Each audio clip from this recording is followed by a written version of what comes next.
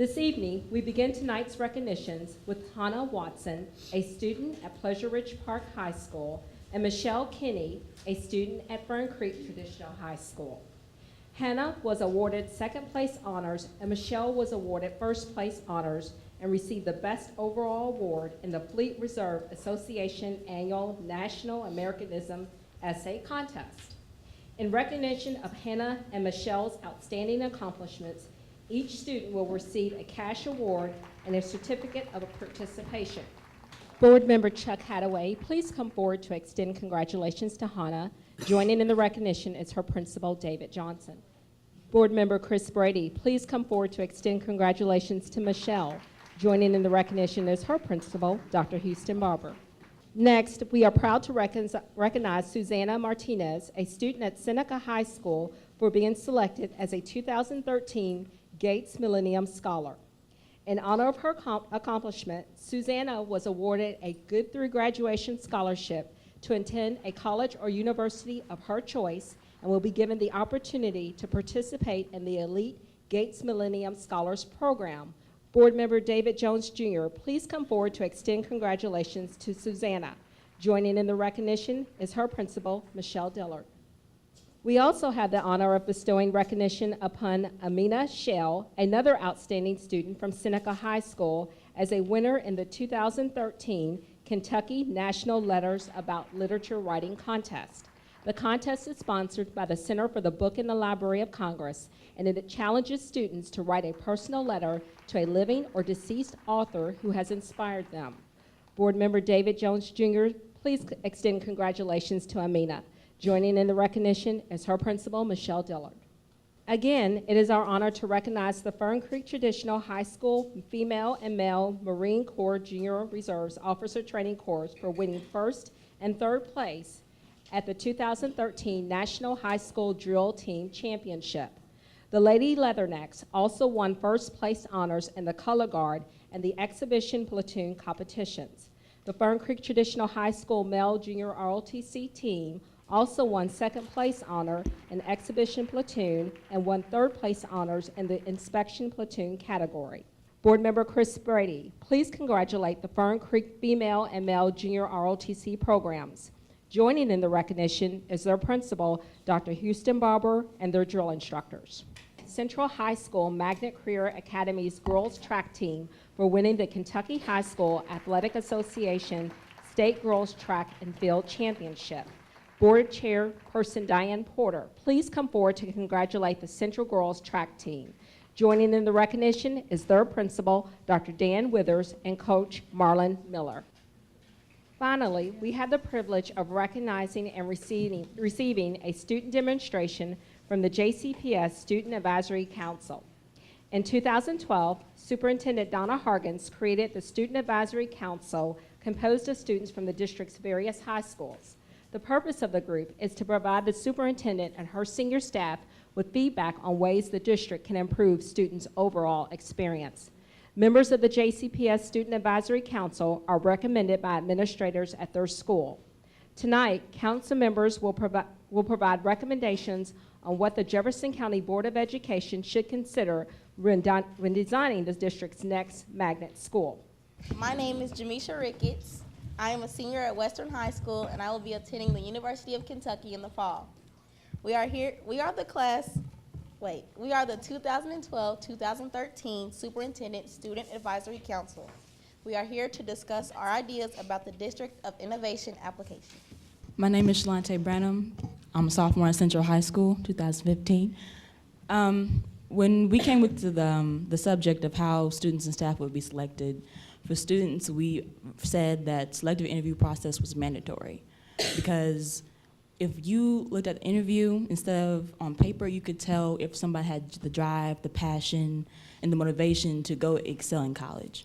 If someone who has the academics and the merit that just shines on paper, but may not be a motivated person, that can bring down the school and reputation-wise, or the community, versus someone who works hard but doesn't make that same perfect grade.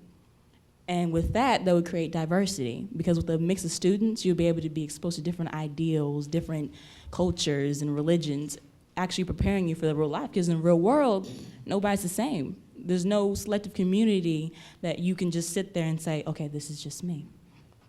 And the no babying basically means just because you got in does not mean you'll stay in, meaning you can get kicked out if you do not meet the requirements. This will serve as a motivation to keep your grades up and have that motivation to do the best you can possibly can and not slack. Thank you. Hi, I'm Jalen Gann. I go to Seneca and I'm a junior. Best of the best is what we want our teachers to be. More caring, dedicated, and willing to work after hours. The teacher should be more hands-on, one that teaches the content and makes sure we understand it. No rushing. A teacher that teaches the whole class period. We should have more frequent evaluations to ensure this. Not only should the teacher be responsible, but also teach us responsibility. Students should also be involved in the interview process as well. We feel like we should have a say and our opinion does matter. Thank you. Again, my name is Jamisha Ricketts, and I attend Western High School. I'm a senior. The superintendent presented the question to us, what would learning look like? Well, one of the first things we discussed was learning being hands-on. When we say hands-on, we mean working with what the students are learning about. Examples of hands-on learning are experiments, surveys, and dissections. Something that we felt was really important was the students developing their own ideas. Instead of just regurgitating science that has already been proven, we want students to challenge the research and get curious about learning. Encouraging their curiosity would help students get excited about learning, and it would also encourage them to actually go to school.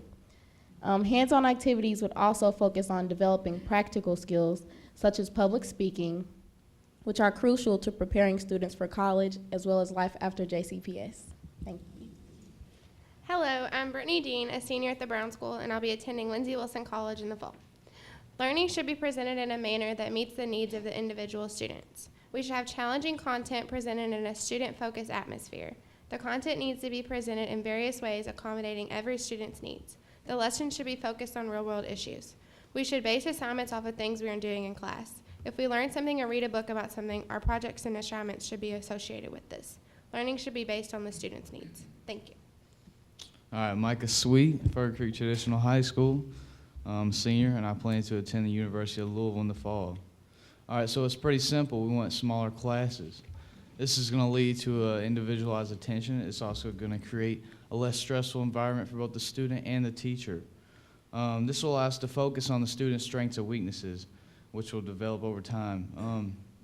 A personal experience with this is in my AP class, it's pretty significantly small, and our teacher has a lot more time for one-on-one for each of us, and this allows us to get every concept right down to the point to it. We also recognize that larger classes are in most colleges. However, this will be a smooth transition for this new school because we will have the strengths and weaknesses being developed accordingly. We also include the before and after school hours. We're going to require the teachers to stay after more so that the students can come after. If they've missed a target, they're going to catch up, okay? And so it's similar to the idea of college, like office hours that professors do. That's what we want to achieve. Thank you. My name is Hung Vo, and I'm a freshman at DOS. There are many other elements that should be included in the next JCPS magnet, such as being academically focused and also focused on the community. We'll have a field day working with other students, where people from different colleges will be working with other students, and we'll have an interactive college field day. There will be lessons on what majors that will include and require. We'll also have demonstrations involving experts and visitors, Q&A sessions with students and professors. We'll have mandatory community service projects. You must have a certain amount of hours of community service completed each year. For example, if you are in the Beta Club, you will be required to have a certain amount of hours completed.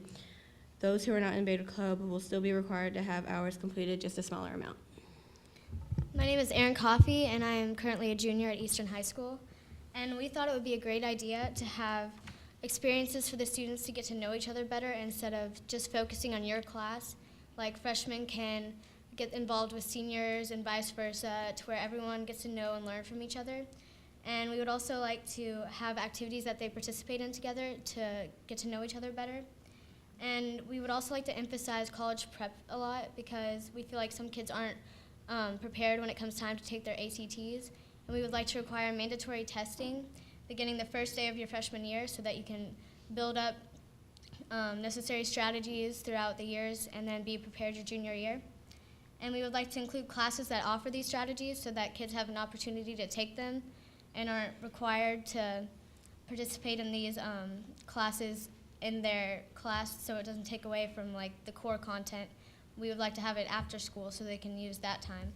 And then we would also like to have mock lecture classes that are focused on what a true college class looks like, so that kids can get a feel for what being taught by an actual college professor looks like and have that smooth transition to college. And then we also would like to have career focus with classes that are geared towards certain majors. I know at Eastern we have business classes that each year you move up to a harder business class, so it prepares you for a business major in college. We would also like to require or offer these classes for majors such as doctors and lawyers, scientists, or whatever else you want to be.